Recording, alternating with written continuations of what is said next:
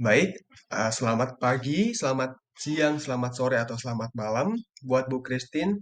Dan kami dari kelompok 5, ya, kami akan membahas mengenai beberapa hal terkait dengan logika fuzi. Nah, perkenalkan saya Billy Abraham Kadang Dan dengan NIM 67 2022 267 dan teman saya. Yoel Agustian dengan NIM 67 2022 326. Baik, kita masuk pada bagian apa itu logika fusi. Nah, di sini kami membandingkan logika fusi dengan beberapa logika-logika yang lain. Nah, sebelum kita masuk pada perbandingannya, kita akan masuk dalam pengertian logika fusi terlebih dahulu. Logika fusi atau dalam istilah bahasa Inggris disebut fusi logik. Nah, yang merupakan bentuk logika bernilai banyak yang memiliki nilai kebenaran variabel dalam bilangan real antara 0 dan 1. Jadi nilai kebenaran variabelnya itu tidak hanya berkisar 0 dan 1, tapi bisa 0,1, 0,2, dan seterusnya. Fusi dan biner. Dalam sistem kecerdasan buatan AI, logika fusi digunakan untuk meniru penalaran dan kognisi manusia. Logika fusi merupakan pengembangan dari logika biner, yang dimana kita ketahui bahwa logika biner hanya memiliki dua nilai kebenaran saja, yakni 0 atau 1. Logika fuzi memasukkan 0 dan 1 sebagai nilai kebenaran ekstrim, tetapi dengan berbagai tingkat kebenaran menengah. Nah, kemudian selanjutnya, boolean, logika boolean dan fuzi. Istilah fuzi mengacu pada sesuatu yang belum jelas atau samar-samar. Dalam dunia nyata, terkadang kita berada pada situasi di mana kita tidak bisa menentukan keadaan tersebut benar atau salah. Nah, logika fuzi itu berperan menyediakan fleksibilitas ketika kita melakukan penalaran. Nah, seperti contoh pada gambar nih, ada sebuah nah, di gambar ini dijelaskan bahwa boolean logic atau logika boolean itu hanya mengeluarkan dua output dari satu pernyataan saja, satu pertanyaan saja. Contohnya, apakah itu panas? Nah, outputnya hanyalah dua bilangan pasti atau dua pernyataan pasti, ya atau tidak. Sedangkan pada logika fusi, dia lebih memberikan lebih banyak kemungkinan atau fleksibilitas dalam mengambil sebuah keputusan atau pernyataan. Contohnya, apakah itu panas? Nah, di sini logika fusi memberikan lebih banyak output seperti sangat panas, agak panas, setengah panas, atau bahkan dingin dan sedikit dingin. Nah, selanjutnya, Selanjutnya kita masuk pada skema dasar logika fuzi. Dalam skema dasar logika fuzi ini memiliki 4 skema dasar, yaitu rules base, fuzi inference engine, dan dif, de, diffusi. Yang pertama, rules base berisi semua aturan dan kondisi if atau else untuk mengontrol pengembalian keputusan. Yang kedua, fusi implikasi adalah komponen kedua dalam arsitektur logika fusi dan berguna untuk membantu mengubah input. Yang ketiga, inference engine. Inference engine ini merupakan komponen ketiga untuk membantu dalam menentukan tingkat kecocokan antara input fusi dan aturan fusi. Yang keempat, diffusi inference. Modul ini adalah kebalikan dari proses fusi unifikasi. Selanjutnya kita masuk pada himpunan Kripps dan himpunan fusi. Himpunan Kripps dapat didefinisikan sebagai item-item yang ada pada himpunan itu sendiri. Contoh dari himpunan Kripps, jika anggota A dari A, maka nilai yang berhubungan dengan A kecil adalah 1. Namun jika A kecil bukan anggota dari A besar, maka nilai yang berhubungan dengan A kecil adalah 0. Sedangkan himpunan fusi merupakan suatu gagasan untuk memperluas jangkauan fungsi karakteristik sehingga fungsi tersebut akan mencakup bilangan real pada interval 0 atau 1. Contohnya, suatu item dalam semesta pembicaraan tidak hanya berada pada 0 atau 1, namun juga nilai yang terletak di antaranya. Dengan kata lain, nilai kebenaran suatu item tidak hanya bernilai benar atau salah. Selanjutnya, Nah, selanjutnya kita masuk pada pembahasan tentang operasi himpunan pada logika fusi. Nah, operasi himpunan fusi ya, diperlukan untuk proses inferensi atau penalaran. Dalam hal ini, yang dioperasikan adalah derajat keanggotaannya. Nah, derajat keanggotaan itu merupakan hasil dari operasi dua buah himpunan fusi. Jadi ketika ada dua buah himpunan fusi dan terdapat hasil di sana, nah itu disebut dengan derajat keanggotaan.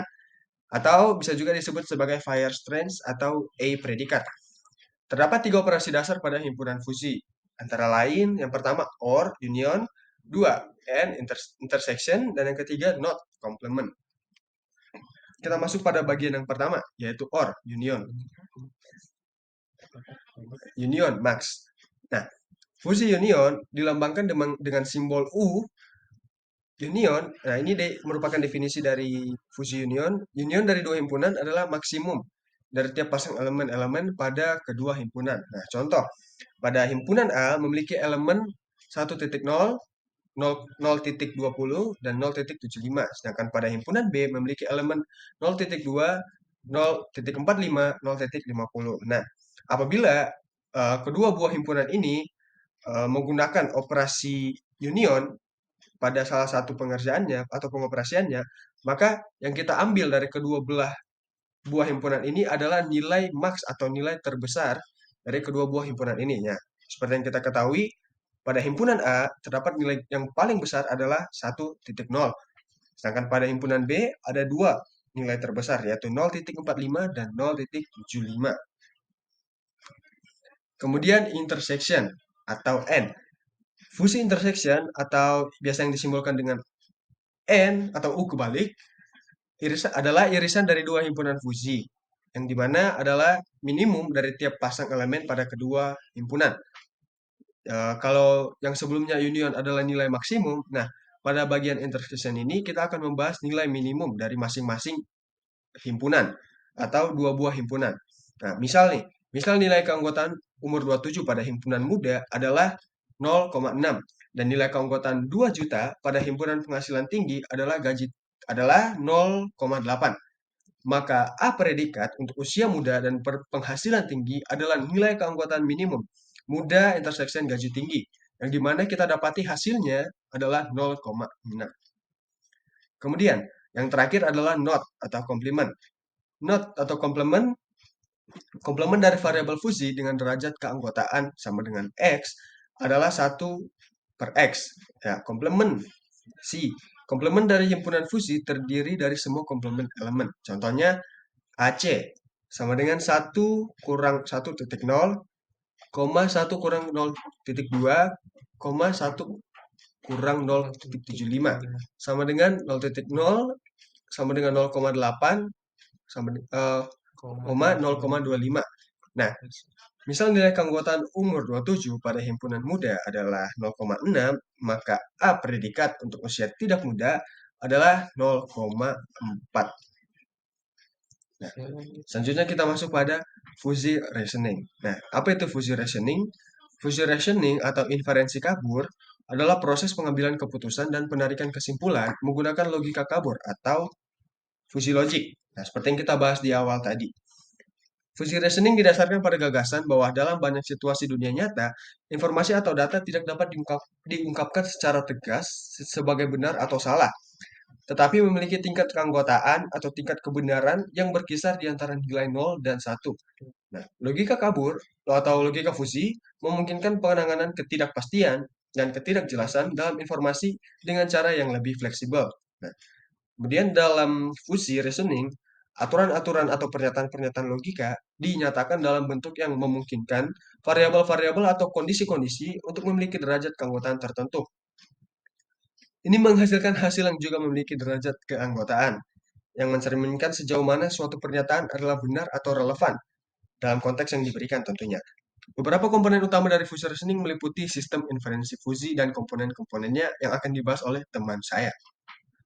yang pertama, sistem inferensi fusi. Sistem inferensi fusi adalah komponen inti dalam aplikasi logika kabur atau fusi logik. Ini adalah sistem yang digunakan untuk mengambil keputusan dan melakukan penarikan kesimpulan berdasarkan Prinsip-prinsip logika kabur. Sistem inference fusi bekerja dengan menghubungkan input kabur atau yang biasa disebut variabel kabur dengan aturan-aturan kabur yang telah ditentukan untuk menghasilkan output kabur atau keputusan.